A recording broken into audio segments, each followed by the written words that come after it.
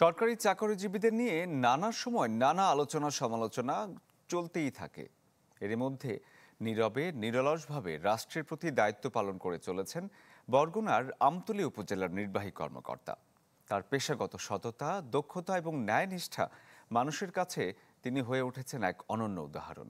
সম্প্রতি তার বদলি বাতিলের দাবিতে মানববন্ধনও করেছেন এলাকাবাসী।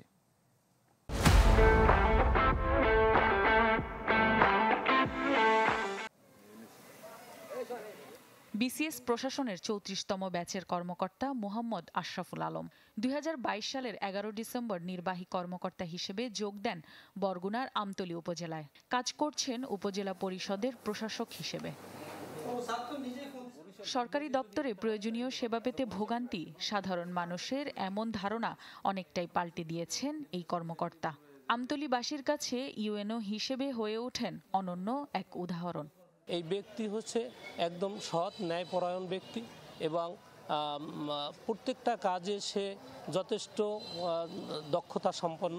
অনেক সাহায্যগুলো আমরা জানতামই না যে সরকারি ফান্ড থেকে এই সাহায্যগুলো করা যায়, তো ছাড় আসার পরে ওইগুলো সবই সাধারণ জনগণ পাইছে। সরকারি বিধি অনুসারে মাস চারেক আগে আশরাফুলকে বদলি করা হয় কুমিল্লার এডিসি হিসেবে, কিন্তু তার বদলি আদেশ বাতিল করে আরও কয়েক মাস ইউএনও হিসেবে আমতলীতেই রাখার দাবিতে মানববন্ধন সহ নানা কর্মসূচি পালন করেন এলাকাবাসী। ফলে তাকে ইউএনও হিসেবে বহাল রাখে জনপ্রশাসন মন্ত্রণালয়।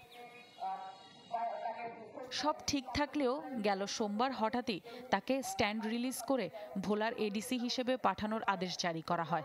এমন বদলি আদেশে ক্ষুব্ধ এলাকাবাসী, যাকে শাস্তিমূলক আখ্যায়িত করে এই বদলি আদেশ বাতিলের দাবিতে আবারও মাঠে নামেন তারা। জুলাই আগস্টের পরে যে ঘটনাবলী ঘটেছে, তিনি দক্ষতার সঙ্গে, সততার সঙ্গে এবং খুব শক্ত হাতে মোকাবেলা করেছেন। এটাকে আমরা ঘৃণা করি এবং দুঃখ প্রকাশ করি তাকে স্ট্যান্ড রিলিজ করার জন্য। গেল আগস্টে দেশের রাজনৈতিক পট পরিবর্তনের পর প্রশাসনের এমন সিদ্ধান্তের তীব্র প্রতিবাদ নাগরিক সমাজের স্থানীয় প্রতিনিধিদের। দাবি করেন সততা ও যোগ্যতা বিবেচনায় যথাযথ পদায়নের। Desk report, channel 24।